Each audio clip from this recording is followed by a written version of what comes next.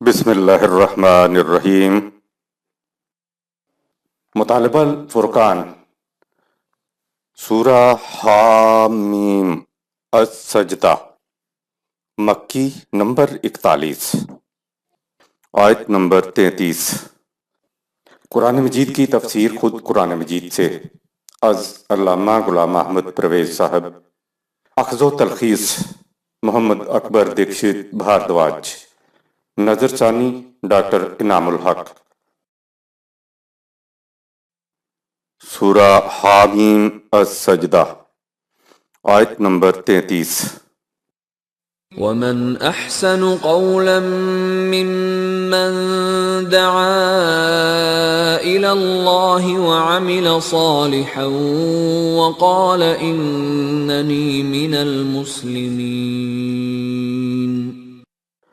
اس شخص کی بات سے زیادہ اچھی بات اور کس کی ہو سکتی ہے جو لوگوں کو قوانین خداوندی کی طرف دعوت دیتا ہے اور خدا کے متعین کردہ صلاحیت بخش کام کرتا ہے، اور کہے یعنی اپنے عمل سے ثابت کر دے کہ وہ خدا کے قوانین کے سامنے سر تسلیم خم کر دینے والوں میں سے ہے۔ خدا کی طرف دعوت دینے کا مفہوم، وَمَنْ أَحْسَنَ قَوْلًا مِّمَّنْ دَعَا إِلَى اللَّهِ، سورہ 41 آیت نمبر 33۔ اس سے زیادہ بہترین، عمدہ، متوازن اور اعتدال پر مبنی بات کس کی ہو سکتی ہے جو خدا کی طرف دعوت دیتا ہے۔ قرآن کہتا ہے کہ خدا ہر جگہ موجود ہے، جہاں تم ہو میں وہاں ہوں، میں تو تمہاری شہرگ سے بھی زیادہ قریب ہوں۔ جب خدا ہم سے اتنا قریب ہے، وہ ہر جگہ موجود ہے، تو خدا کے لیے طرف یعنی سمت کہنے سے تو یہ ہو جائے گا کہ خدا کسی خاص مقام پر ہے، جو غلط ہے۔ تو اس کی طرف دعوت دینے کا مفہوم ہمیں سمجھنا ہوگا۔ دراصل قرآن کریم ہمیں بتاتا ہے کہ خدا سے ہمارا اور خدا کا ہم سے تعلق اس کتاب کے ذریعے ہے۔ ہمارا خدا سے اور خدا کا ہم سے براہ راست تعلق نہیں ہے۔ خدا سے بات کرنے کا مطلب یہ ہے کہ اس کی کتاب کے ذریعے اس سے بات کی جائے۔ خدا کی طرف دعوت دینی ہے تو اس کی کتاب کی طرف دعوت دی جائے۔ خدا کی اطاعت کرنے سے مراد ہے اس کی کتاب کی اطاعت کی جائے۔ خدا کی حکومت کے معنی اس کی کتاب کی حکمرانی، ساورنٹی ہیں۔ خدا کی حکمرانی کا مطلب ہوگا اس کی کتاب کو عملاً نافذ کرنا اور اس کی اطاعت کرنا۔ اس کے علاوہ خدا سے بات کرنا، خدا کی طرف دعوت دینا، کتاب اللہ کی طرف دعوت دینا، خدا کی حکومت یا حکمرانی کے متعلق کچھ اور کہا جائے گا تو وہ محض ذہنی، اعتقادی اور نظری سی بات ہوگی۔ اس میں تو ہر شخص کہہ سکتا ہے کہ میں خدا کا مطیع اور فرما بردار ہوں، میں خدا کی طرف دعوت دیتا ہوں، میں خدا کی طرف جا رہا ہوں۔ ایسا کہنے والے کے پاس ثبوت نہیں ہے۔ ثبوت تو یہ ہے کہ عملاً کر کے دکھاؤ۔ اسی لیے خدا نے کتاب کو مکمل، غیر متبدل اور محفوظ کہا ہے۔ اب خدا کا اور ہمارا تعلق اس کتاب کے ذریعے سے ہے، لہٰذا خدا کی طرف دعوت دینے کا مفہوم یہ ہے کہ خدا کی کتاب کی طرف دعوت دی جائے۔ پہلی چیز خدا کی طرف دعوت دینا ہے۔ آگے کہا وَعَمِلَ صَالِحًا، سورہ 41 آیت نمبر 33۔ وہ خود کتاب کے مطابق عمل پیرا ہو تو یہ دوسری چیز ہو گئی۔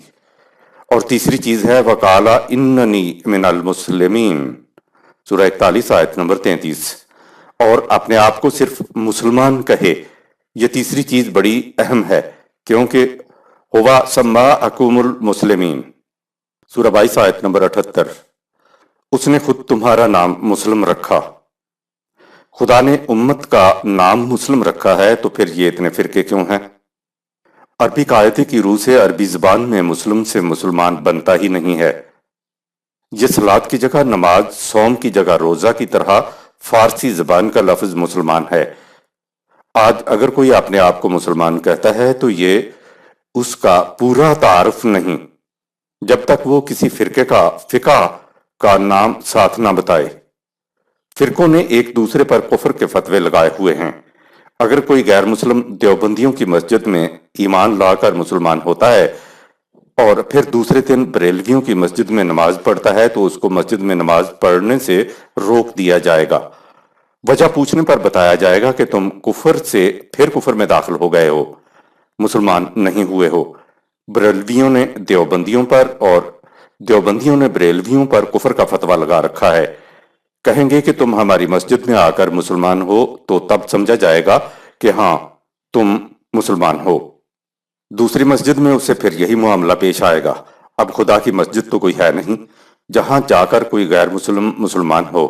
سب مساجد حنفی، دیوبندی، بریلوی، چشتی، نظامی، سہروردی، قادری وغیرہ نام پر تقسیم ہیں۔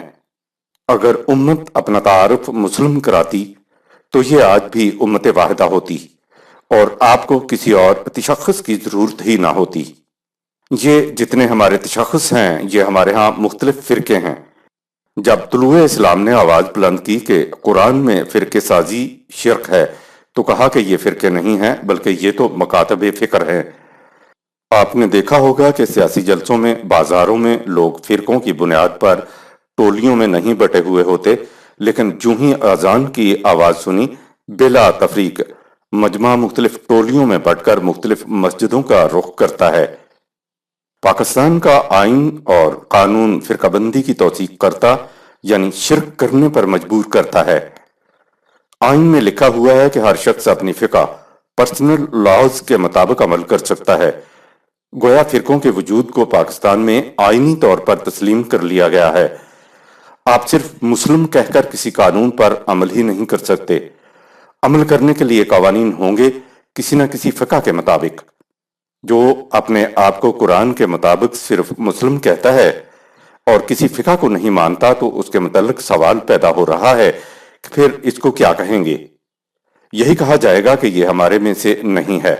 قرآن کی روح سے تو ایسا شخص مسلم ہے جو کہتے ہیں یہ ہمارے میں سے نہیں ہے، تو کیا یہ کہنے والے مسلم نہیں کچھ اور ہیں؟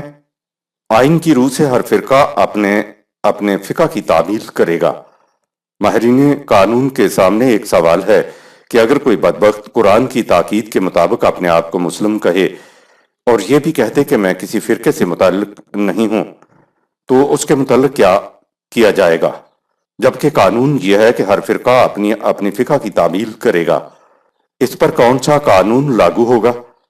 آج قانونی طور پر بھی مسلم ہونا ناممکن بنا دیا گیا ہے، کیونکہ جو کسی فرقہ یا فقہ کو نہیں مانتا، صرف قرآن کو مانتا ہے تو اس کے لیے سرے سے قانون ہی کوئی نہیں۔ یہ بڑا ہی غور طلب قانونی سوال ہے۔ قرآن کتاب اللہ کی طرف دعوت کی تلقین کرتا ہے، جبکہ ہر فرقہ اپنے فرقے کی طرف دعوت دیتا ہے۔ خدا کی طرف دعوت وہی دے سکتا ہے جو فرقوں کی نسبتوں سے بلند ہو کر اپنے آپ کو صرف مسلم کہے۔ اگر یہ نہیں ہے تو دعوت فرقوں یا فرقوں کے بانیوں کی طرف دعوت ہوگی، فرقوں کی فقہ کی طرف دعوت ہوگی، خدا کی طرف دعوت نہیں ہوگی۔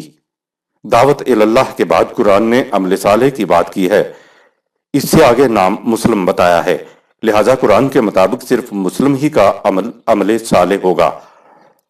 اگر کوئی اچھے کام کرتا ہے تو اچھے کام کہنے سے مذہب والوں کی تسلی نہیں ہوتی۔ ان کی تسلی تب ہی ہوتی ہے جب اچھے کام کی جگہ اچھے اعمال کہا جائے۔ ان کے نزدیک اعمال صالحہ وہ ہوتے ہیں جنہیں ہم نماز روزہ کہتے ہیں، لیکن ان کے نزدیک نماز وہی نماز کہلائے گی جو ان کے فرقے کے مطابق ہوگی۔ غور کیجئے، خدا کی طرف دعوت دینے والوں کی نماز تو ایک ہونی چاہیے۔ فرقوں میں لوگ خدا کی نماز نہیں بلکہ فرقوں کی نماز پڑھ رہے ہوتے ہیں۔ پوچھا جا سکتا ہے کہ ان نمازوں میں سے خدا کی نماز کون سی ہے؟ اگر کوئی وقال اننی من المسلمین سورہ 41 آیت نمبر 33 نہیں کہتا تو دعا الی اللہ سورہ 41 آیت نمبر 33 تو ختم ہو گیا۔ کہنے کو تو بڑی آسان بات ہے کہ اللہ کی طرف دعوت دے، عمل صالح کرے اور کہے کہ میں مسلم ہوں، لیکن دیکھ رہے ہیں کہ ان الفاظ میں کتنے معانی پوشیدہ ہیں۔ اگر فرقے کی طرف دعوت ہے تو یہ دعوت اللہ نہیں ہو سکتی، عمل صالح نہیں ہو سکتا۔ اگر وہ فرقوں کی تقسیم کے مطابق ہے، خدا کے احکام اور ان کے مطابق عمل تو ایک ہی ہوگا۔ وَلَا يُشْرِكُ فِي حُكْمِهِ أَحَدًا سورہ 18 آیت نمبر 26۔ وہ اپنے حکم میں کسی اور کو شریک نہیں کرتا۔ تو خدا انسانوں کے بنائے ہوئے قوانین کو یعنی خارج از قرآن کو اپنے قوانین و احکام کیسے قرار دے سکتا ہے؟ آیت نمبر 34۔ وَلَا تَسْتَوِي الْحَسَنَةُ وَلَا السَّيِّئَةُ ادفع بالتي هي احسن فاذا الذي بينك وبينه عداوة كأنه ولي حميم۔ یاد رکھو معاشرے میں ہمواریاں، حسنات اور ناہمواریاں، سیئات دونوں برابر نہیں ہیں، تو تم معاشرے کی ناہمواریوں کا ازالہ معاشرے میں زیادہ سے زیادہ ہمواریاں پیدا کرنے والے کام کر کے کرو۔ اس طرح کرنے سے تم دیکھو گے کہ تم سے سخت عداوت رکھنے والا بھی تمہارا گرمجوش دوست بن جائے گا۔ حسنات اور سیئات، اصلاحات کا مفہوم۔ یہ دو متضاد اصطلاحیں ہیں جو قرآن کریم نے استعمال کی ہیں۔ عمومی تراجم میں حسنات بھلائیوں کو کہتے ہیں اور سیئات برائیوں کو کہا جاتا ہے۔ برائیوں اور بھلائیوں کا مفہوم یہ لیا جاتا ہے کہ نماز روزے کرنے والا بھلا اور نماز روزے نہ کرنے والا برا۔ ان اصطلاحات کے یہ معنی نہیں ہیں۔ قرآن کریم میں المعروف اور المنکر کی دو اصطلاحیں بھی ہیں۔ المعروف وہ امور ہیں جنہیں قرآن کریم تسلیم کرتا ہے، اور المنکر وہ امور ہیں جنہیں یہ ناپسند کرتا ہے، ممنوع قرار دیتا ہے۔ لہذا حسنات وہ تمام امور ہیں جو المعروف کے زمرہ میں آتے ہیں، اور سیئات وہ امور ہیں جو المنکر ہیں۔ اگر المعروف کے مطابق زندگی بسر کی جائے تو نہ صرف اپنی ذات کی نشو و نما ہو جاتی ہے بلکہ معاشرہ اور کائنات تک بھی حسین ہو جاتی ہے، کیونکہ قرآن کے المعروف نہ صرف خود زندگی بخش اور توازن بدوش ہیں بلکہ ان کے مطابق زندگی بسر کرنے سے انسان کی اپنی زندگی میں توازن، اعتدال و تناسب آ جاتا ہے۔ جب انفرادی طور پر لوگوں کی زندگیاں توازن بدوش ہوں گی تو معاشرہ تو خود بخود متوازن، متناسب اور اعتدال پر آ جائے گا۔ توازن بڑی چیز ہے، ذرا سا توازن بگڑا انسان دھڑام سے گر جاتا ہے۔ اب دیکھیے، توازن بدوش انکساری بہت اچھی چیز ہے، لیکن انکساری کا توازن بگڑ جائے تو وہ بے حیائی اور بے حمیتی بن جاتی ہے۔ دوسری اصطلاح سیئات ہے جو ان تمام امور پر مشتمل ہے جو المنکر کے ذیل میں آتے ہیں۔ المنکر نہ صرف خود غیر متوازن ہوتے ہیں بلکہ ان پر عمل کرنے والے کا توازن بھی بگڑ جاتا ہے۔ جب انفرادی طور پر لوگوں کا توازن بگڑتا ہے تو اس سے نہ صرف انسان کی ذات کی نشو و نما نہیں ہوتی بلکہ معاشرہ بھی غیر متوازن ہو جاتا ہے۔ اس آیت میں کہا یہ گیا ہے کہ حسنات اور سیئات پر گامزن لوگ یکساں نہیں ہو سکتے کیونکہ نتیجہ مختلف ہوتا ہے۔ اگر معاشرے سے سیئات کو مٹانا ہے تو حسنات کے پلڑے کو توازن بدوش کام کر کے جھکانا ہوگا۔ مثال دی کہ اگر کوئی شخص تمہارے ساتھ برا اور غیر متوازن سلوک کرتا ہے تو تم بدلے میں اس کے ساتھ حسنات پر مبنی سلوک کرو، حسن کارانہ انداز میں برتاؤ کرو، تو تم دیکھو گے کہ ایک دن تمہارا وہ دشمن تمہارا گہرا دوست بن جائے گا۔ آیت نمبر 35۔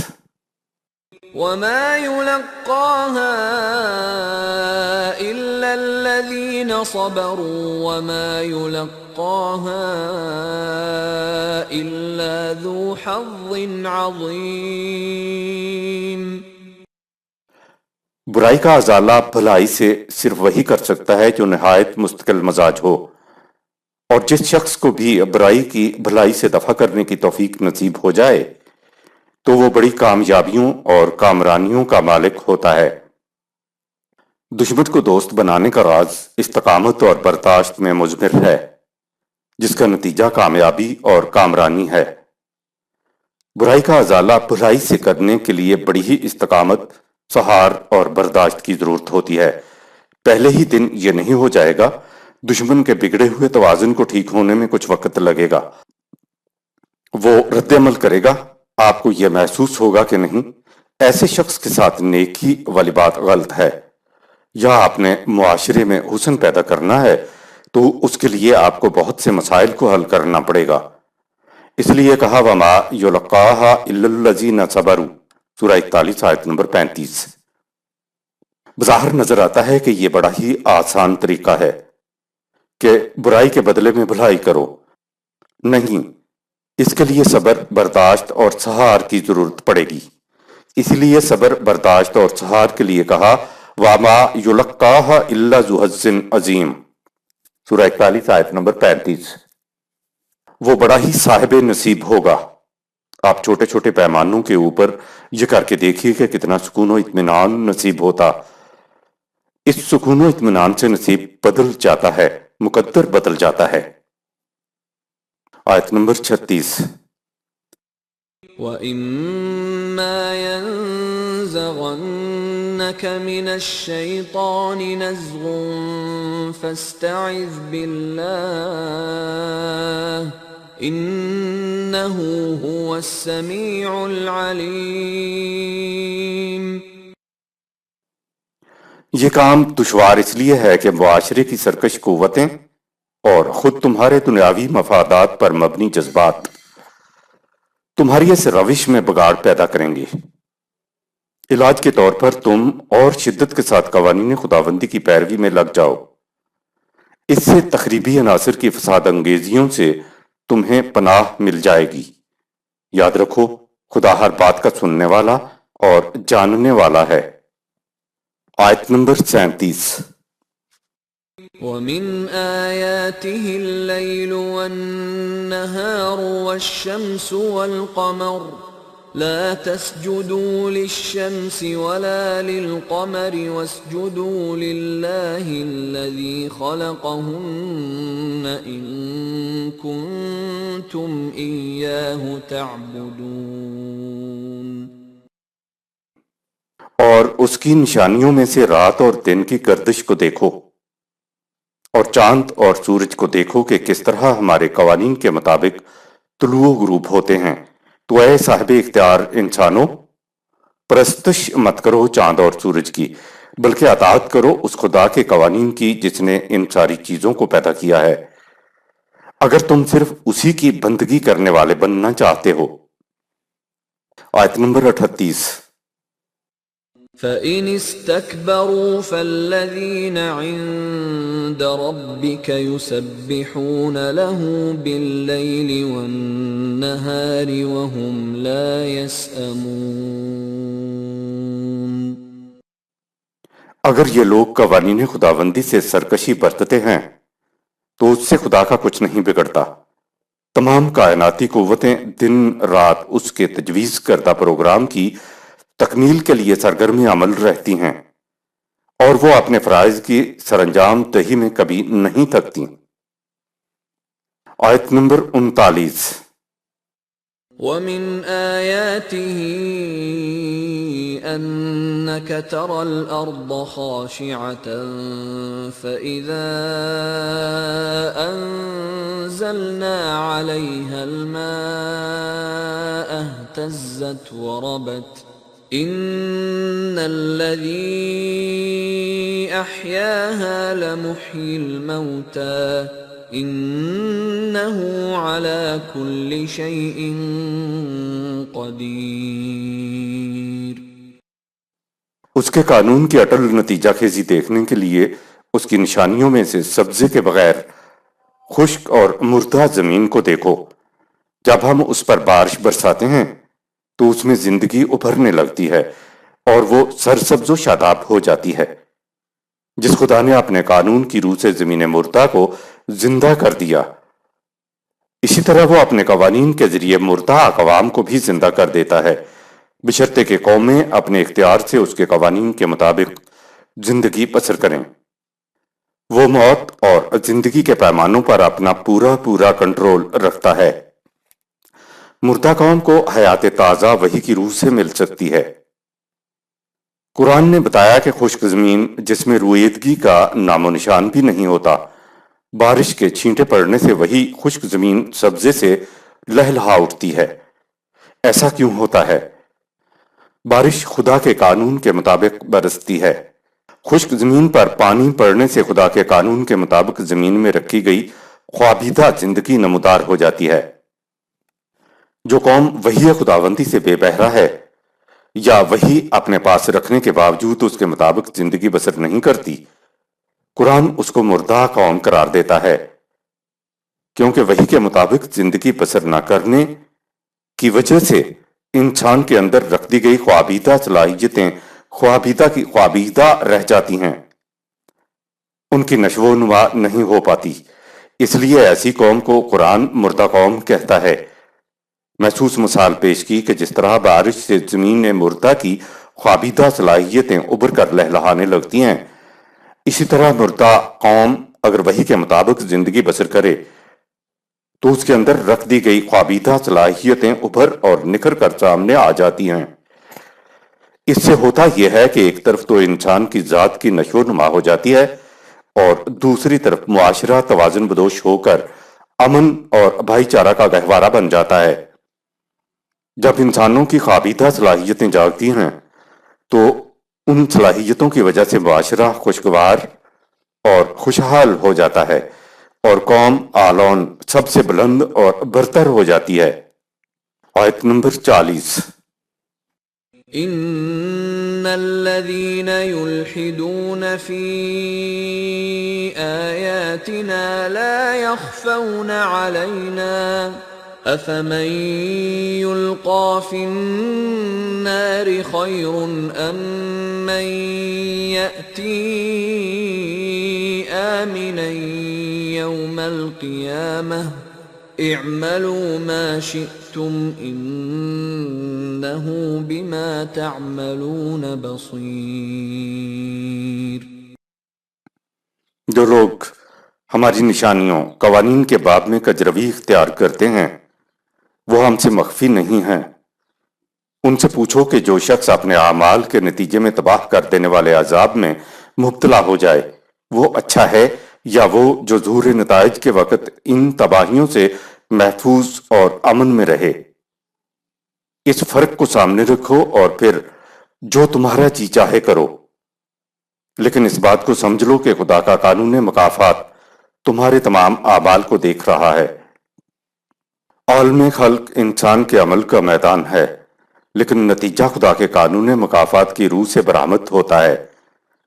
اعملوا ما شئتم سورہ 41 آیت نمبر 40۔ اے انسان، عالم امر میں ہماری مشیت چلتی ہے۔ عالم خلق عمل کے اعتبار سے ہماری نہیں تیری دنیا ہے، یہاں ہماری نہیں تیری مشیت چلے گی۔ اس لیے جیسا تیرا دل چاہے عمل کر، لیکن یاد رکھ انہ بما تعملون بصیر سورہ 41 آیت نمبر 40۔ خدا کا قانون مکافات تمہارے ہر عمل کو نتیجہ خیز کرنے کے لیے اپنی نگاہ میں رکھے ہوئے ہے۔ عمل کے اعتبار سے خدا نے انسان کو اپنی دنیا میں خدا بنا دیا کہ جیسا دل چاہتا ہے ویسا کر، ہم مداخلت نہیں کریں گے، البتہ یاد رکھ نتیجہ ہمارے قانون کے مطابق نکلے گا۔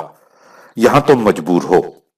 انسان کے دو عالم ہیں، ایک تو اس کی ذات کی کائنات کا عالم ہے جہاں انسان صاحب اختیار و ارادہ ہے۔ اس کی اس کائنات میں اسے کسی قاعدہ قانون پر چلنے کے لیے مجبور پیدا نہیں کیا گیا ہے۔ یاد رکھیں خدا اپنا حکم اشیاء کائنات پر تو ٹھونستا ہے مگر انسان پر نہیں، اور یہی مسئلہ تقدیر کا حل ہے۔ اسی لیے کہا اعملوا ما شئتم سورہ 41 آیت نمبر 40۔ اور دوسری اس کی جسمانی کائنات ہے جو خارجی کائنات ہی کا حصہ ہے۔ اس حصے میں یہ اشیاء کائنات کی طرح طبعی قوانین کے مطابق زندگی بسر کرنے پر مجبور ہے۔ اسی طرح خدا کے دو دائرہ کار ہیں۔ اب انسانوں کی زبان میں تو ہمیں یوں ہی بات کرنا ہوگی، ورنہ خدا کے لیے دائرہ کار کہنا صحیح نہیں ہے۔ بہرحال اس نے اپنے پروگرام کو مندرجہ ذیل دو حصوں میں تقسیم کیا ہوا ہے۔ خدا کا عالم امر، ایک اس کا عالم امر ہے جہاں اس کی اسکیمیں تیار ہوتی ہیں۔ یہاں کوئی قاعدہ قانون نہیں، صرف خدا کا ارادہ، اس کی مرضی یعنی اس کی مشیت کار فرما ہوتی ہے۔ قرآن الحمید میں یہ جو اس قسم کی آیات آتی ہیں، یحکم ما یرید سورہ 5 آیت نمبر 1، جیسا چاہتا ہے حکم دیتا ہے۔ یخلق ما یشاء سورہ 42 آیت نمبر 49، اور جو جیسا چاہتا ہے پیدا کرتا ہے۔ اور اس قسم کے مفہوم کی دیگر آیات تو ان کا تعلق خدا کے عالم امر سے ہے۔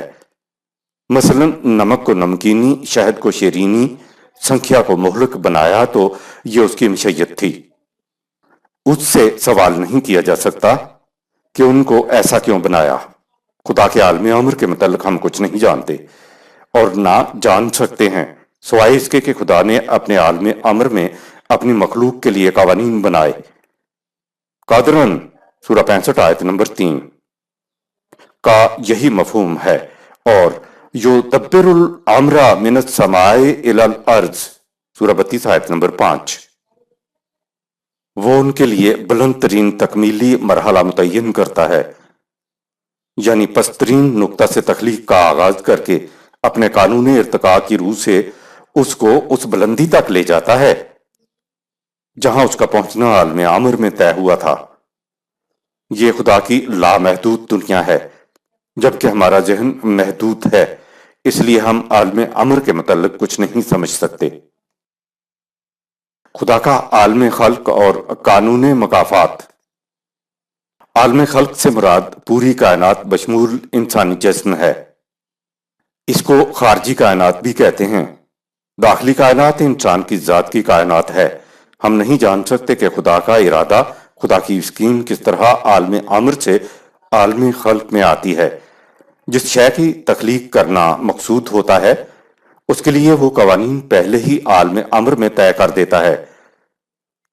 انسانوں کو سمجھانے کے لیے خدا نے ارادے کو اسکیم کو عمل میں لانے کے لیے فنکشنل کرنے کے لیے کن فیکون سورہ 36 آیت نمبر 82 کے الفاظ بتائے ہیں کہ یہ کہتے ہی ارادہ اسکیم عالم خلق میں پسترین نقطے سے وجود میں آنا شروع ہو جاتی ہے، اور شے طے کردہ قوانین کے مطابق اپنے تکمیلی نقطہ کی طرف قانون ارتقاء کی روح سے نشو و نما کا سفر شروع کر دیتی ہے۔ اشیاء کے لیے جو قوانین خدا نے عالم امر میں طے کر دیے ہیں، کسی شے کو اختیار نہیں کہ ان میں کسی قسم کی تبدیلی کر سکے یا ان قوانین کے علاوہ اپنی مرضی سے زندگی بسر کر سکے۔ اس کے ساتھ ہی خدا نے بھی اپنے پر خود اختیار کردہ پابندی لگا لی کہ ہم اپنے بنائے ہوئے قوانین کو کبھی تبدیل نہیں کریں گے۔ سورہ 33 آیت نمبر 62۔ مثلا پانی ہمیشہ نشیب کی طرف بہے گا، بلندی کی طرف نہیں بہے گا۔ آگ حرارت دے گی، کبھی گلو گلزار نہیں بنے گی۔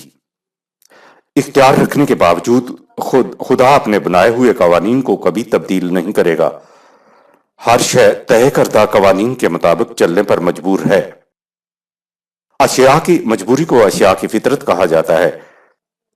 فطرت کسی شے کی بھی ہو، وہ خصوصیات ہوتی ہیں جن کو شے بدل نہ سکے، جو اس کی جبلت کے اندر ہوں۔ انسانی جسم کی حد تک تو طبعی قوانین لاگو ہوتے ہیں، لیکن انسان کی ذات پر طبعی قوانین لاگو نہیں ہوتے۔ انسانی ذات اشیاء کائنات کی طرح مجبور نہیں ہے، اس کی کوئی فطرت نہیں ہے۔ خدا نے انسانی ذات کے لیے قوانین بذریعہ انبیاء عطا کیے اور کہہ دیا کہ ہم نے صحیح اور غلط دونوں راستے دکھا دیے۔ اب اپنے اختیار و ارادے سے جس کا جی چاہے ان قوانین کے مطابق زندگی بسر کر لے، اور دل نہ چاہے تو اپنے لیے غلط راستہ اختیار کر لو۔ سورہ 76 آیت نمبر 3 اور سورہ 18 آیت نمبر 29۔ عمل تو انسان اپنی مرضی سے کر سکتا ہے، لیکن اعمال کے نتائج اپنی مرضی کے مطابق برآمد نہیں کر سکتا۔ یہاں انسان مجبور ہے، نتائج تو صحیح اور غلط راستے کی نسبت سے خدا کا قانون مکافات ہی برآمد کرے گا۔ خدا کے قوانین کے مطابق اعمال کا نتیجہ مثبت نکلے گا اور ان کے خلاف اعمال کا نتیجہ منفی ہوگا۔ آیت نمبر 41۔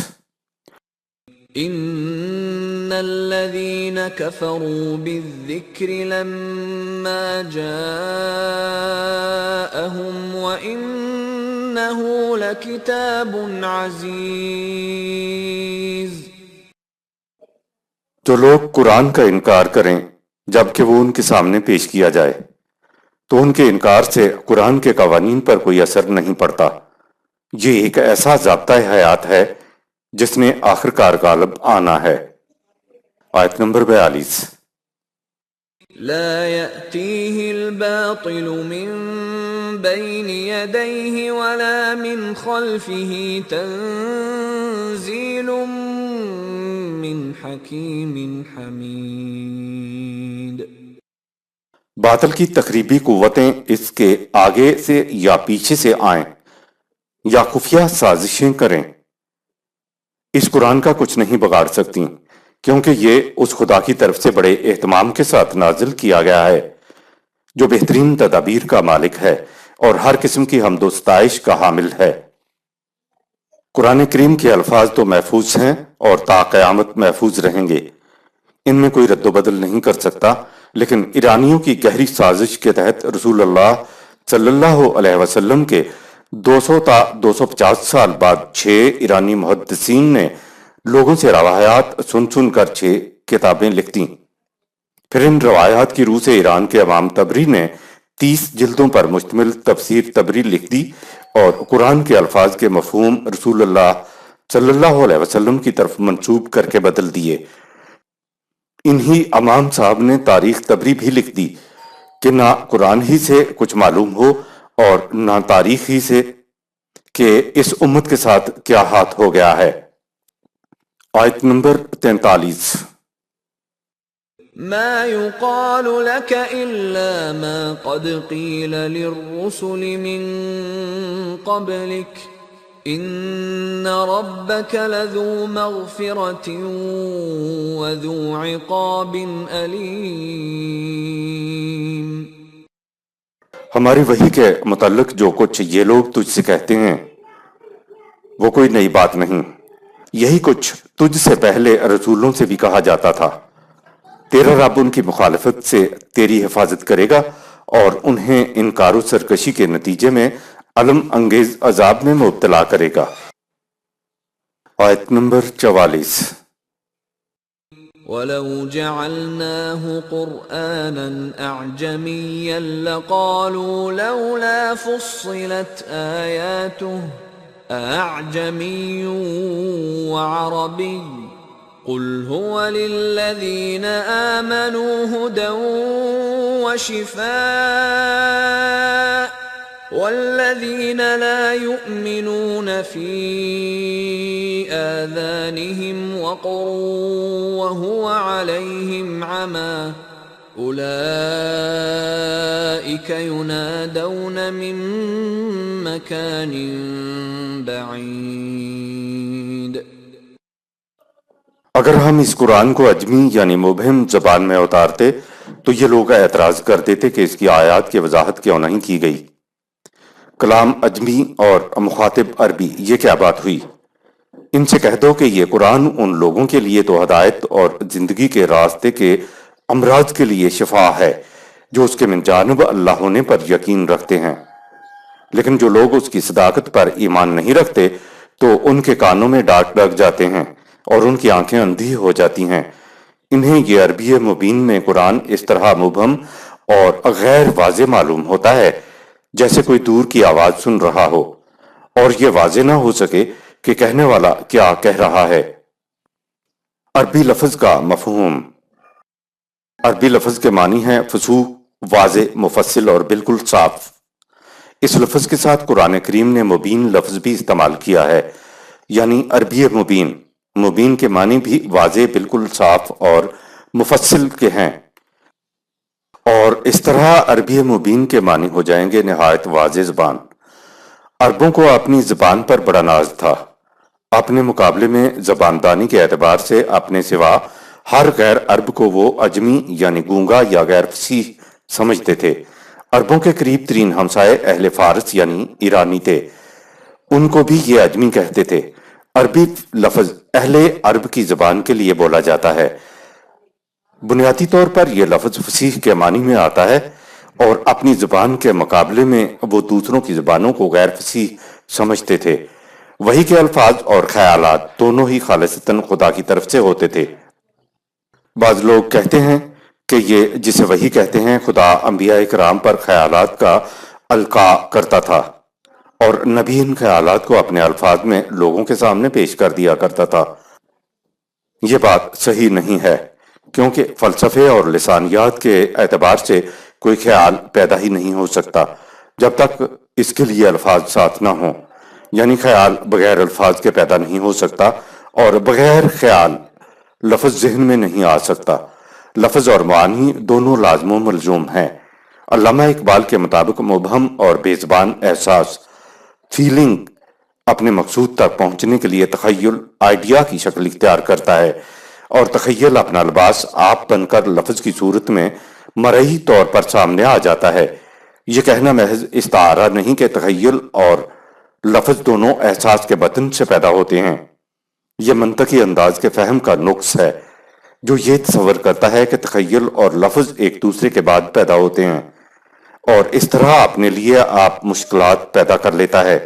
ڈاکٹر بک اپنی مشہور کتاب شعور کانشسنس میں تصور اور لفظ کے باہمی تعلق کے سلسلے میں لکھتا ہے کہ ہر لفظ کے لیے ایک تصور ہوتا ہے اور ہر تصور کے لیے ایک لفظ۔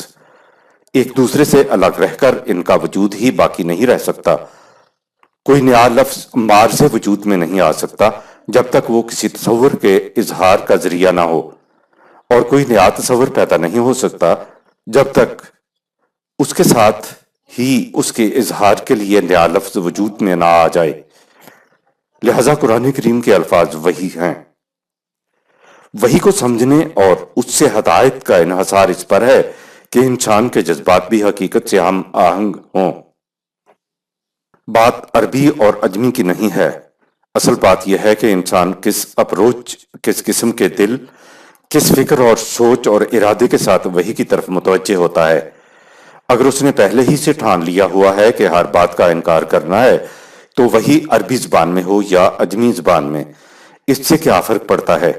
لیکن اگر ارادہ یہ ہے کہ واقعی بات سچی نکلی تو تسلیم کر لوں گا تو وہی سمجھ میں آ جائے گی۔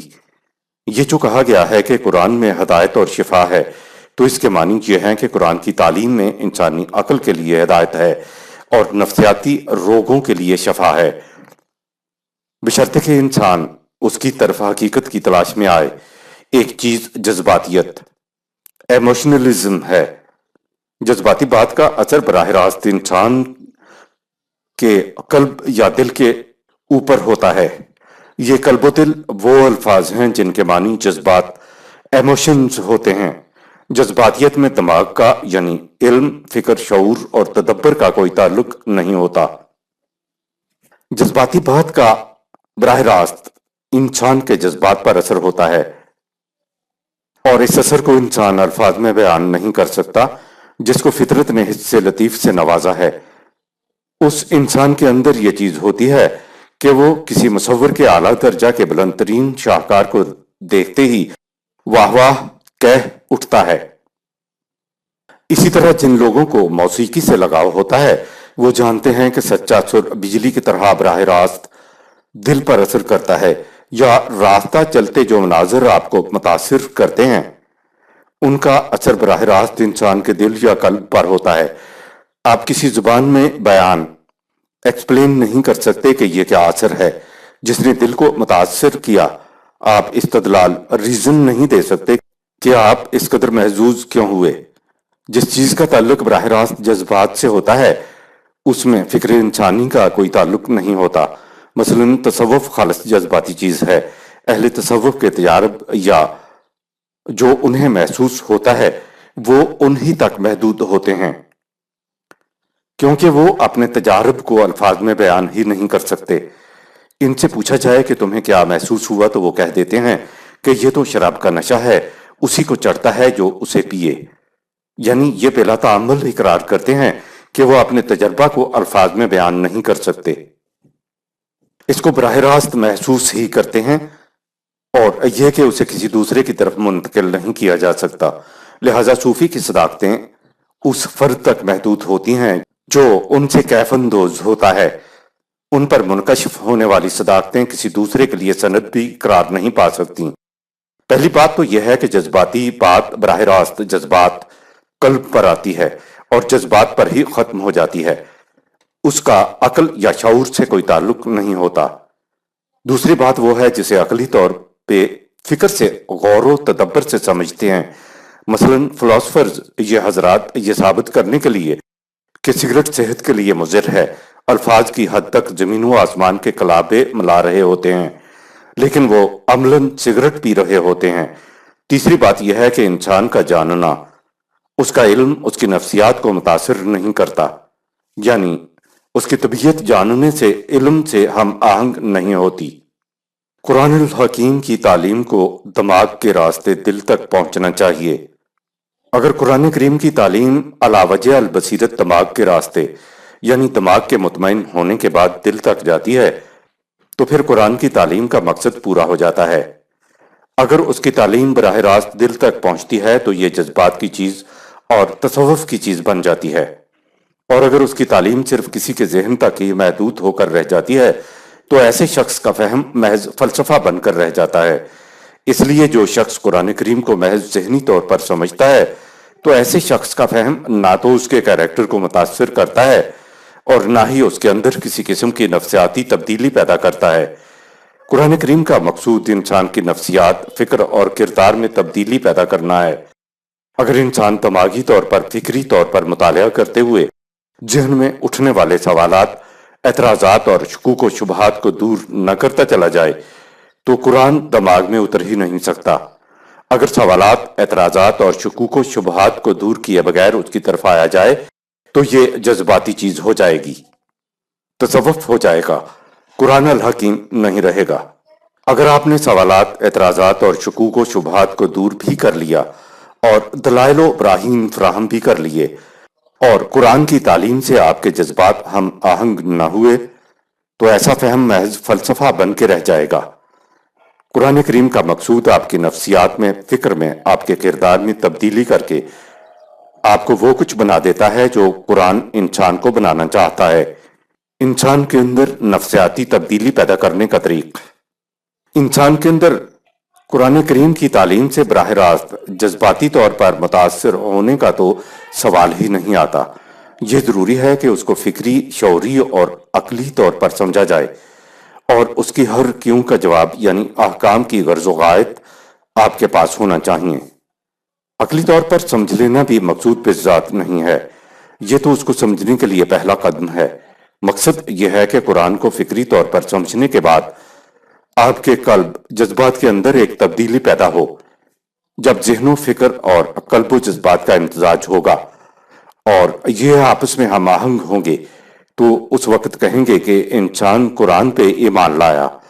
قرآن کریم اس ایمان کو ایمان نہیں سمجھتا جو پہلے فکری طور پر نہ لایا جائے، نیز وہ اسے بھی ایمان نہیں کہتا جو محض فکری طور پر تسلیم کیا ہوا ہو۔ جب لا الہ کی ضرب سے ادراک بے رنگ ہو جائے، قرآن کریم کی صداقتوں پر اٹھنے والے سوالات، اعتراضات اور شکوک و شبہات کو دلائل و براہین کی روح سے دور کر لیا جائے، اندر دل قرآن کی سچائی کی گواہی دینے لگے تو انسان کے اندر نفسیاتی، ذہنی تبدیلی واقع ہو جاتی ہے، جس سے اس کی سیرت و کردار میں نمایاں تبدیلی ہر کسی کو نظر آ جاتی ہے۔ جب یہ طریق اپنایا جائے گا تو پھر عجمی یا عربی والی بات نہیں رہے گی، یہ ہے انسان کے اندر نفسیاتی تبدیلی پیدا کرنے کا طریق۔ وحی کا، قرآن کا اصل مقصد یہ ہے کہ یہ فکری طور پر دماغ کے راستے قلب کی طرف آئے، کیونکہ یہ خالص جذباتی چیز بھی ہے۔ براہ راست فکری چیز تو فلسفہ ہوتا ہے، جبکہ حفاظ کرام کا قرآن حفظ کرنا نرا جذباتی عمل ہوتا ہے۔ اس میں عقل اور جذبات ہم آہنگ نہیں ہوتے۔ قرآن کو فکری طور پر سمجھے جانے کے بعد طبیعت کا اس کی طرف آنا بھی ضروری ہے تاکہ اس کے مطابق زندگی بسر کی جائے۔ یہ ہے قرآن کا مقصود۔ اگر کوئی عربی دان اس طرح سے قرآن کی طرف نہیں آئے گا تو قرآن کا مقصد پورا نہ ہو سکے گا۔ یا تو قرآن سے اس کا لگاؤ جذباتی ہوگا یا اس کا لگاؤ فلسفیانہ ہوگا، یعنی اس کا شعور، عقل، فکر اور جذبات آپس میں ہم آہنگ نہ ہوں گے۔ آیت نمبر 45۔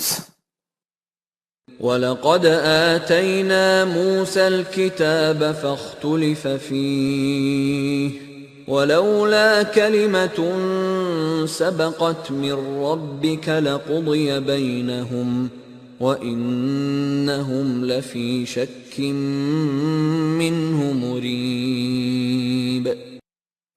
اور ہم نے اس سے پہلے موسیٰ علیہ السلام کو بھی بنی اسرائیل کی زبان میں کتاب عطا کی تھی، تو ایمان لانے کے بعد نیت میں فطور کی وجہ سے وہ اس میں اختلاف کرنے لگے۔ تو مخالفین عرب کی مخالفت بھی نیت کی خرابی کی وجہ سے ہے۔ اگر تیرے رب کی طرف سے ظہور نتائج کے لیے مہلت کے وقفے کی بات پہلے سے طے نہ ہو چکی ہوتی تو ان کے درمیان فیصلہ کر دیا جاتا۔ ظہور نتائج کے لیے مہلت کے قانون کے سبب یہ لوگ قرآن کے باب میں ذہنی طور پہ شک اور نفسیاتی طور پر اضطراب کے اندر پڑے ہوئے ہیں۔ شک اور ریب میں فرق۔ لفی شک منہ مریب، سورہ 41 آیت نمبر 45۔ اگرچہ ریب کے معنی ہم اردو میں شک کریں گے اور شک لفظ تو ہم خود بولتے ہیں۔ اب سوال پیدا ہوتا ہے کہ قرآن نے شک اور ریب دو الفاظ اکٹھے کیوں استعمال کیے؟ آپ گھر میں بیٹھے ہوئے گولی چلنے کی آواز سنتے ہیں تو ذہنی طور پر آپ محسوس کرتے ہیں کہ گولی چلی ہے اور شک کرتے ہیں کہ گولی پولیس نے چلائی ہوگی یا شکاری نے۔ اس شک سے آپ کو ذہنی طور پر تو کچھ احساس ہوتا ہے، لیکن قلبی جذباتی طور پر آپ کو کچھ اضطراب نہیں ہوتا۔ گولی چلنے کے بعد آپ کو ایک چیخ کی آواز آتی ہے جو آپ کے دوست یا عزیز سے ملتی جلتی ہے۔ اس میں بھی آپ کو شک پیدا ہوتا ہے کہ کہیں یہ آواز میرے دوست یا عزیز کی نہ ہو۔ اب آپ کے قلب میں شک سے بڑھ کر اضطراب پیدا ہوتا ہے اور اب آپ بے چین ہو جاتے ہیں۔ آپ نے دیکھا کہ یہ دو قسم کے شکوک ہیں۔ ایک وہ شک ہے جس کا تعلق محض فکری طور پر آپ کے ذہن سے ہی ہے۔ دوسرا شک وہ ہے جو ذہن کے راستے سے آپ کے قلب جذبات تک پہنچا ہے کہ کہیں وہ میرا دوست یا عزیز ہی نہ ہو، اور اس سے آپ نے بے چینی محسوس کی۔ عربی زبان میں پہلا فکری طور پہ جو تردد ہوا وہ شک ہوتا ہے، لیکن جس شک نے آپ کے قلب کو جذبات و نفسیات کو مضطرب کیا وہ ریب ہوتا ہے۔ قرآن نے کہا یہ ہے کہ یہ ذہنی طور پہ بھی شک کے اندر ہیں اور قلبی و نفسیاتی طور پہ بھی یہ بے یقینی، تذبذب اور نفسیاتی الجھن یا اضطراب کے اندر ہیں۔ آیت نمبر 46۔ من عمل صالحا فلنفسه ومن اساء فعليها وما ربك بظلام للعبید۔ جو شخص بھی اعمال صالح کرتا ہے اس کا فائدہ خود اس کی اپنی ذات کو ہوتا ہے، اور جو بگاڑ پیدا کرنے والے کام کرتا ہے اس کا نتیجہ بھی وہ خود ہی بھگتتا ہے، اور تیرا رب کسی پر ذرہ بھر ظلم اور زیادتی نہیں کرتا۔ خدا کا قانون مکافات یہ ہے کہ کسی کا عمل صالح مردوں کو یا زندوں کو منتقل نہیں کیا جا سکتا، اور نہ ہی کسی کی شفاعت کسی کے کچھ کام آ سکتی ہے۔ جو بھی اعمال صالحہ کرتا ہے اس کا فائدہ اسی کو پہنچتا ہے۔ ایک کے اعمال دوسرے اور تیسرے یا چوتھے کی طرف منتقل کرنا تو ظلم ہے، اور خدا ظلم و زیادتی نہیں کیا کرتا۔ آیت نمبر 47۔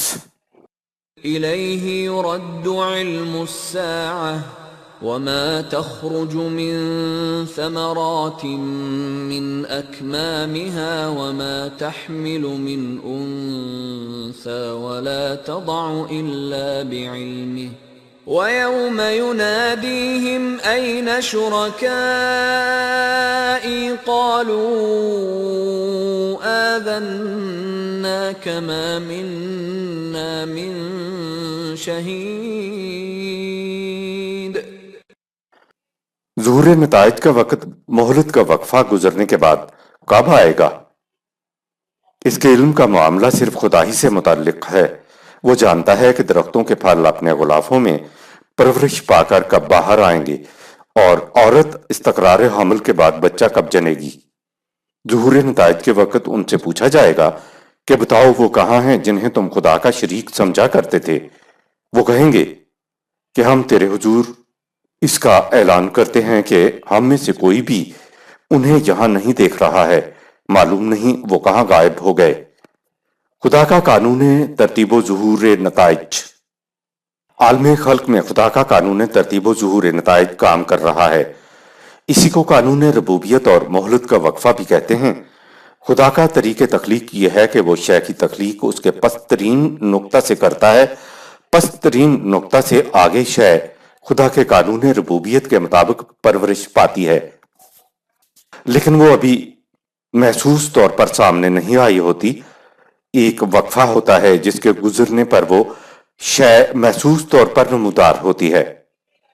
مثلا بیج کی زیر زمین قانون ربوبیت کے مطابق پرورش اور ترتیب ہو رہی ہوتی ہے، پھلوں کے غلاف کے اندر پھل کی ربوبیت اور ترتیب ہو رہی ہوتی ہے، اسی طرح استقرار حمل کے بعد رحم مادر میں بچے کی پرورش اور ترتیب ہو رہی ہوتی ہے، بارش کے آثار اور اس کے برسنے سے پہلے بارش کی ترتیب ہو رہی ہوتی ہے۔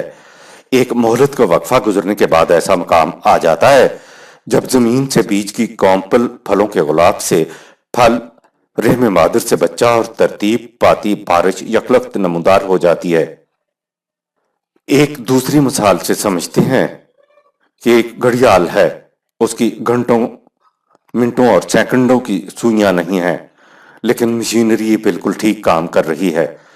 گھڑیال کی ٹن تو غیر محسوس طور پر ترتیب پا رہی ہوتی ہے، لیکن ٹن کی آواز تو گھڑیال تب ہی دے گا جب گھنٹہ بھر وقت پورا ہو جائے گا۔ یہ ٹن کی آواز ابھرنے سے پہلے کا تمام وقت مہلت کا وقفہ کہلاتا ہے۔ جب یکلخت ٹن یا ٹن ٹن کی آواز ابھرتی ہے یا کوئی شے محسوس انداز میں نمودار ہوتی ہے یا اعمال کے نتائج کا محسوس انداز میں ظہور ہوتا ہے تو نمودار ہونے کے اس لمحہ کو عرب الساعۃ کہتے تھے۔ شے کے یکلخت انداز میں ابھرنے سے پہلے مہلت کا وقفہ ہوتا ہے جس میں شے ترتیب پا رہی ہوتی ہے، جیسے ہی وہ وقفہ گزرتا ہے شے یکلخت نمودار ہو جاتی ہے۔ یہ ہے خدا کا ترتیب اور ظہور نتائج کا قانون۔ اگر بغیر سوئیوں والے گھڑیال کے ساتھ ہمارے پاس دوسری سوئیوں والی گھڑی نہ ہو تو اس کا احساس ہی نہیں ہو پاتا کہ گھڑیال کی ٹن کی آواز کب آئے گی۔ یوں سمجھو کہ خدا کے ہاتھ میں تو سوئیوں والی گھڑی ہے، لیکن ہمارے ہاتھ میں سوئیوں والی گھڑی نہیں ہے، اس لیے ہمیں علم نہیں ہو پاتا کہ نظروں سے اوجھل ترتیب پاتے اعمال کے نتائج کا کب ظہور ہوگا۔ کہا کہ اسلامی انقلاب بھی مہلت کا وقفہ گزرنے کے بعد ہی آئے گا۔ انسان خدا کے قوانین کے ساتھ رفاقت کر کے اسلامی انقلاب کے لیے درکار مہلت کے وقفہ کو کم کر سکتا ہے۔ اسی طرح قوانین خداوندی سے منہ پھیرنے سے تباہی آنے کا مہلت کا وقفہ کم ہو سکتا ہے۔ آیت نمبر 48۔ وضل عنهم ما كانوا يدعون من قبل وظنوا ما لهم من محيص۔ ظہور نتائج یعنی انقلاب کے وقت وہ سب جنہیں وہ پہلے اپنی مدد کے لیے پکارا کرتے تھے وہ سب ان سے غائب ہو جائیں گے۔ اس وقت انہیں احساس ہوگا کہ خدا کے قانون مکافات کے نتائج سے بچ کر بھاگ جانے کا کوئی بھی مقام نہیں ہے۔ آیت نمبر 49۔ لا يسأم الإنسان من دعاء الخير وإن مسه الشر فيئوس قنوط۔ انسان کی حالت یہ ہے کہ وہ اپنے لیے بھلائیاں طلب کرنے سے کبھی تھکتا ہی نہیں۔ سورہ 100 آیت نمبر 8، سورہ 102 آیات 1-2۔ لیکن جب اسے ذرا سا نقصان پہنچ جائے تو سخت شکستہ خاطر اور نا امید ہو جاتا ہے۔ مایوسی اور قنوطیت کا مفہوم۔ فایوسن قنوط، سورہ 41 آیت نمبر 49۔ دو لفظ استعمال ہوئے ہیں۔ پہلا لفظ یوس ہے، یہ مایوسی کی پہلی حالت ہوتی ہے جس میں امید کا بھی ذرا سا امکان ہوتا ہے، لیکن قنوط تو وہ حالت ہوتی ہے جہاں امید کے دروازے بالکل بند ہو جاتے ہیں۔ یہ مایوسی کا انتہائی مرحلہ ہوتا ہے۔ آیت نمبر 50۔ وَلَئِنْ أَذَقْنَاهُ رَحْمَةً مِنَّا مِنْ بَعْدِ ضَرَّاءَ مَسَّتْهُ لَيَقُولَنَّ هَذَا لِي وَمَا أَظُنُّ السَّاعَةَ قَائِمَةً وَلَئِن رُّجِعْتُ إِلَى رَبِّي إِنَّ لِي عِندَهُ لَلْحُسْنَىٰ فَلَنُنَبِّئَنَّ الَّذِينَ كَفَرُوا بِمَا عَمِلُوا وَلَنُذِيقَنَّهُم مِّنْ عَذَابٍ غَلِيظٍ۔ اور اگر نقصان کے بعد ہم اسے پھر سے رزق کی فراوانی عطا کر دیں تو کہنے لگ جاتا ہے کہ اس پر تو صرف میرا ہی حق ہے، کسی کو کیوں دوں؟ اور یہ کہ میں سمجھتا ہوں کہ ظہور نتائج کے لیے کوئی انقلاب یعنی قیامت نہیں آئے گی، اور اگر ایسا ہوا بھی اور مجھے خدا کے حضور جانا بھی پڑا تو وہاں بھی میرے لیے خوشگواریاں ہی خوشگواریاں ہوں گی، کیونکہ اگر خدا مجھ سے خوش نہ ہوتا تو مجھے دنیا میں فراوانی کا رزق کیوں دیتا؟ جن لوگوں نے کفر کیا ہم ان کے اعمال کے نتائج ان کے سامنے ضرور لائیں گے اور انہیں سخت عذاب کا مزہ چکھائیں گے۔ آیت نمبر 51۔ وَإِذَا أَنْعَمْنَا عَلَى الْإِنسَانِ أَعْرَضَ وَنَأَىٰ بِجَانِبِهِ وَإِذَا مَسَّهُ الشَّرُّ فَذُو دُعَاءٍ عَرِيضٍ۔ جب انسان کو زندگی کی آسائشیں نصیب ہوتی ہیں تو وہ راہ راست سے روگردانی ہی اختیار کر لیتا ہے اور اپنا رخ ہی بدل لیتا ہے، اور جب اسے تکلیف پہنچتی ہے تو لمبی چوڑی دعائیں مانگنے لگ جاتا ہے۔ سورہ 17 آیت نمبر 83۔ انسانی ارادے کی پختگی کی اہمیت اور ناپختگی کا نتیجہ۔ اس آیت میں قرآن نے خوشحالی اور تنگی میں انسان کی کیفیت کا ذکر کیا ہے کہ خوشحالی میں تو اتراتا پھرتا ہے، تکبر کرتا ہے، اور جب تنگی آتی ہے تو ہمت ہار کر قبروں اور پیروں فقیروں کی طرف رخ کر لیتا ہے۔ خدا نے یہ نہیں کہا کہ انسان کی یہ کیفیت بری بات ہے، خدا کہتا بھی کیوں جبکہ اس کی کوئی غرض کوئی مقصد نہیں رکا ہوا ہے۔ جو کچھ قرآن کہتا ہے اس میں خدا کا اپنا کوئی مقصد نہیں ہوتا۔ خدا تو چاہتا ہے جو کچھ کرنے کے لیے ہم تم سے کہتے ہیں اس میں خود تمہارا ہی فائدہ ہے۔ آیت میں انسان کے کیریکٹر کی کمزوری کا ذکر کر کے یہ کہا گیا ہے کہ تم قوت ارادی میں پختگی اور استقامت رکھو، نہ تو خوشحالی میں اتراؤ اور نہ تکبر کرو، اور نہ ہی جب مصیبت آئے تو پستی میں گر جاؤ۔ اگرچہ استقامت اور پختگی کا مظاہرہ کفر میں غلط طریقے سے ہو رہا ہوتا ہے، لیکن کفر میں پختگی اور استقامت کا بھی ایک مقام ہے، اور مومن کے اندر پختگی اور استقامت کی تو پوچھو نہیں، کس قدر اچھے کاموں میں یہ کیفیت استعمال ہو رہی ہوتی ہے۔ ان دونوں کے برعکس منافق کا تو کوئی مقام ہی نہیں۔ جب کفر میں استقامت و پختگی رکھنے والا ایمان لاتا ہے تو ایسے شخص کی یہ صلاحیت قرآن کے بتائے ہوئے کاموں میں صرف ہونے لگتی ہے۔ اگر ناپختگی والے لوگ ایمان لائیں گے تو بھی وہ نظام کے لیے وبال جان بن جائیں گے، جیسے کہ مدینہ میں منافقین سے واسطہ پڑا تھا۔ اگر ارادے میں پختگی اور استقامت نہیں ہے تو وہ چاہے کافر ہو یا مومن وہ بھروسے کے قابل نہیں ہوتا۔ آیت نمبر 52۔ قُلْ أَرَأَيْتُمْ إِن كَانَ مِنْ عِندِ اللَّهِ ثُمَّ كَفَرْتُمْ بِهِ مَنْ أَضَلُّ مِمَّنْ هُوَ فِي شِقَاقٍ بَعِيدٍ۔ اے رسول مخالفین سے کہتے کہ اگر یہ قرآن من جانب اللہ ہو جیسا کہ یہ ہے اور تم اس کا انکار کرتے رہے اور اس کی مخالفت میں دور تک چلے گئے تو تم سے بڑھ کر گمراہ اور تباہ حال اور کون ہوگا؟ آیت نمبر 53۔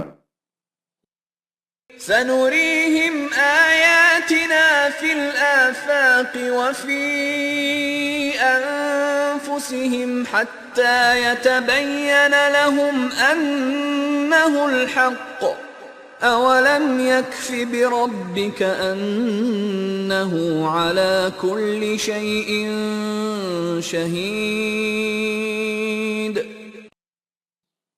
ہم ان کو آفاق یعنی کائنات میں اور خود ان کے نفوس کے اندر اپنی نشانیاں دکھائیں گے، یہاں تک کہ جب علم انسانی کے بڑھنے سے حقیقت پر پردہ اٹھے گا تو ہر حقیقت کا انکشاف پکار کر کہہ دے گا کہ قرآن بالکل حق ہے، اور ویسے تو تیرے رب کا ہماگیر علم ہی قرآن کی گواہی کے لیے کافی ہے۔ کہ یہ حق ہے۔ قرآن الحکیم کے من جانب اللہ ہونے کا ثبوت قرآن نے 1400 سال پہلے بیان کر دیا تھا۔ ہم تو ایمان ہی کی روح سے مانتے ہیں، ہمارا ایمان ہے کہ قرآن کریم خدا کی طرف سے ہے، لیکن سوال یہ ہے کہ جس کا ایسا ایمان ہی نہیں ہے اس کے سامنے کیسے ثابت کریں کہ یہ خدا کا کلام ہے؟ یہ ثابت کرنا امت مسلمہ پر بہت بھاری ذمہ داری تھی، لیکن ثبوت فراہم بھی کیے تو غیر مسلموں نے۔ قرآن نے 1400 سال قبل نہ صرف مسلمانوں کے لیے بلکہ پوری دنیا کے انسانوں کے لیے ثبوت فراہم کیا کہ ہم انسان کو آفاق یعنی کائنات میں اور خود ان کے نفوس کے اندر اپنی نشانیاں دکھائیں گے، یہاں تک کہ جب علم انسانی کے بڑھنے سے حقیقت پر پردہ اٹھے گا تو ہر حقیقت کا انکشاف پکار کر کہہ دے گا کہ قرآن کا من جانب اللہ ہونے کا دعویٰ بالکل الحق ہے۔ سورہ 41 آیت نمبر 53۔ جب سے یہ کائنات اور انسان کی اپنی دنیا وجود میں آئی ہے اسی دن سے اس کے اندر بہت سے حقائق پوشیدہ تھے۔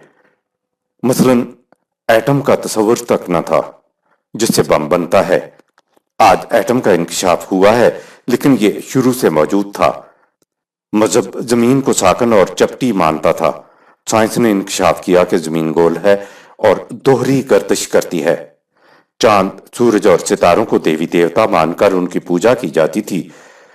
یہ آج سائنس نے بتایا کہ یہ جرائم فلکی تو خود لگے بندے قانون کے اندر جکڑے ہوئے ہیں۔ دیوی یا دیوتا کیسے ہو سکتے ہیں؟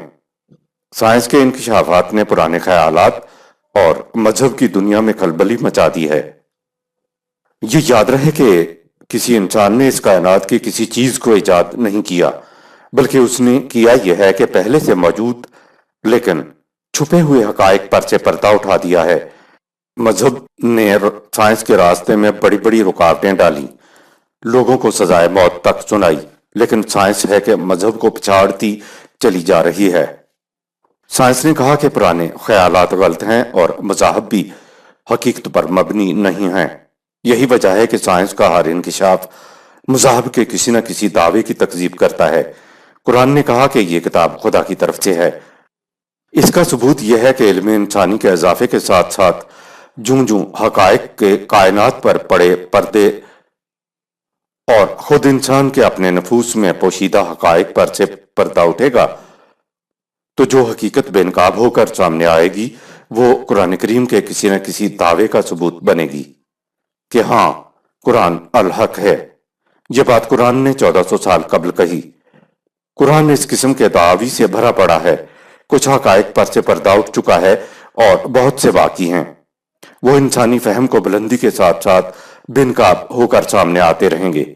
ہم ثابت نہ کر سکے کہ قرآن من جانب اللہ ہے، ثابت تو سائنس کر رہی ہے اور آگے چل کر مزید کرے گی کہ قرآن الحق ہے، مگر ہمارے ہاں تو عقل کی بات کرنے والے کے متعلق کفر اور ارتداد کو فتویٰ لگا دیا جاتا ہے۔ کہا کہ ویسے تو تیرے رب کا ہماگیر علم ہی انسان کی گواہی کے لیے کافی ہے کہ یہ حق ہے، کیونکہ خدا کی نگاہ سے کائنات کی کوئی شے پوشیدہ نہیں ہے۔ آیت نمبر 54۔ ألا إنهم في مرية من لقاء ربهم ألا إنه بكل شيء محيط۔ آگاہ ہو جاؤ کہ یہ لوگ خدا کے قانون مکافات کے نتائج کا سامنا کرنے کے باب میں شک میں مبتلا ہیں۔ تو سنو، خدا کا قانون کائنات ہر شے کا احاطہ کیے ہوئے ہے، اس کے گھیرے سے کون نکل سکتا ہے؟ لقائے رب یعنی خدا سے ملاقات کیسے ہو؟ خدا محسوس شکل میں سامنے آ نہیں سکتا، کوئی نگاہ اس کو دیکھ نہیں سکتی، تو پھر رب سے ملاقات کیسے ہو؟ جو لوگ اپنی تحقیق کے ذریعے حقائق پر سے پردہ اٹھاتے ہیں تو خدا کا قانون بے نقاب ہو کر ان کے سامنے آ جاتا ہے۔ یہی خدا سے ملاقات ہے، یعنی اس کا قانون سامنے آنا ہی خدا کا سامنے آ جانا ہے۔ جو تحقیق کی طرف نہیں آتے وہ خدا سے ملاقات کے خدا کے آمنے سامنے آنے کے منکر رہتے ہیں۔ ایک اور مقام ہے جہاں کہا ہے کہ تم یہ کرے تو دیکھو جن کے نیچے کوئی ستون نہیں، لیکن پھر بھی اپنے مقام پہ کھڑے ہیں۔ کہا اللہ الذی رفع السماوات بغیر عمد ترونہا، سورہ 13 آیت نمبر 2۔ اللہ وہ ہے جس نے اجرام فلکی کو ایسے ستونوں کے ساتھ بلند کیا جنہیں تم دیکھ نہیں سکتے۔ کشش ثقل کے متعلق یہ کہنا کہ وہ ایسے ستون جنہیں تم دیکھ نہیں سکتے، یہ خدا ہی کہہ سکتا تھا۔ انسان نے کشش ثقل کو دریافت کیا تو خدا کا قانون یعنی خدا سامنے آ گیا، خدا سے ملاقات ہو گئی۔ اسی آیت میں آگے ہے، پھر اس نے کائنات کا مرکزی کنٹرول اپنے ہاتھ میں لیا، سورج اور چاند تمام کروں کو اپنے قانون میں جکڑ دیا۔ یہ سب کے سب کرے ایک مدت معینہ کے لیے سرگرم عمل ہیں۔ وہ تدبیر امور کرتا ہے یعنی اشیاء کو ہدایت و ودیت کرتا ہے۔ تمہارے لیے ان باتوں کی تفصیل بیان کرتا ہے۔ کیوں تفصیل بیان کرتا ہے؟ کہا لعلکم بلقاء ربکم توقنون، سورہ 13 آیت نمبر 2، تاکہ تمہیں یقین آ جائے کہ خدا کو سامنے دیکھا جا سکتا ہے۔ قرآن کہتا ہے کہ خدا اس لیے سامنے آتا ہے کہ الا انہ بکل شیء محیط، سورہ 41 آیت نمبر 54۔ یاد رکھو وہ کسی خاص مقام پر نہیں ہے، وہ تو اس کائنات اور تمہارے نفوس میں ہے، اور اس کے علم نے تمام چیزوں کو محیط کیا ہوا ہے، یعنی کائنات میں خدا قانون کی شکل میں بکھرا ہوا ہے۔ تم ایک ایک قانون سے پردہ اٹھاتے چلے جاؤ گے تو تم خدا کو اپنے سامنے موجود پاؤ گے۔ خدا کائنات کے اندر ہے لیکن اس میں محبوس نہیں، وہ کائنات سے باہر ہے لیکن اس سے خارج نہیں۔ خدا اور کائنات کے تعلق کے بارے میں ایک گروہ کا خیال ہے کہ کائنات اور خدا کا تعلق ایسا ہی ہے جیسا ایک مشین بنانے والے کا مشین سے ہوتا ہے، یعنی مشین کہیں اور ہوتی ہے اور مشین بنانے والا کہیں اور۔ مشین بنانے والے کے وضع کردہ اصول کے مطابق خود بخود چلتی رہتی ہے، اسے مشین کے ساتھ کوئی تعلق باقی نہیں ہوتا۔ اس تصور کی روح سے خدا کو کائنات سے ماورا یعنی الگ تھلگ سمجھا جاتا ہے۔ فلسفیانہ اصطلاح میں اسے ماورائیت، ٹرانسینڈنس آف گاڈ کا تصور کہا جاتا ہے۔ اس تصور کا نتیجہ یہ ہے کہ خدا کائنات سے باہر اپنے تخت حکومت پر متمکن ہے۔ اس تصور کی روح سے خدا کے بارے میں صاحب جسم ہونے کا تصور پیدا ہوتا ہے۔ دوسرے گروہ کا خیال ہے کہ کائنات اور خدا ایک ہی حقیقت کے دو رخ ہیں، نہ خدا کائنات سے الگ ہے اور نہ ہی کائنات خدا سے الگ اپنا وجود رکھتی ہے۔ اسے فلسفہ کی اصطلاح میں ایمیننس آف گاڈ کا تصور کہتے ہیں، جس کا نتیجہ وحدت الوجود، پینتھسزم کا عقیدہ ہے، یعنی ہر شے خدا ہے۔ قرآن کی روح سے یہ دونوں تصور باطل ہیں۔ صحیح بات یہ ہے کہ خدا ایمیننس بھی ہے اور ٹرانسینڈنٹ بھی ہے، وہ کائنات کے اندر ہے لیکن اس میں محبوس نہیں، وہ کائنات سے باہر ہے لیکن اس سے خارج نہیں، وہ کائنات کا خالق ہے لیکن اس کی مخلوق کائنات اسی کی الوہیاتی توانائی، ڈیوائن انرجی کے بلبوتے پر چل رہی ہے۔ اسے خدا کا امر، ڈائریکٹو فورس کہا جاتا ہے۔ اسے زمان میں، ٹائم میں ابدیت، ایٹرنیٹی حاصل ہے، اس لیے هو الاول والآخر اس کی شان ہے۔ وہ مکان سپیس میں لامحدودیت کا مالک ہے، اس لیے هو الظاہر والباطن اس کی صفت ہے۔ وہ کائنات سے کہیں الگ تھلگ بھی نہیں بیٹھا ہوا ہے اور نہ ہی کائنات کی ہر شے خدا ہے، اس لیے خدا کے متعلق صاحب وجود اور وحدت الوجود دونوں تصورات غیر قرآنی ہیں۔ یہ ہے خدا اور کائنات و انسان کا تعلق قرآن کی روح سے۔ یہاں سورہ حامیم السجدہ اختتام پذیر ہوئی۔ صدق اللہ العظیم۔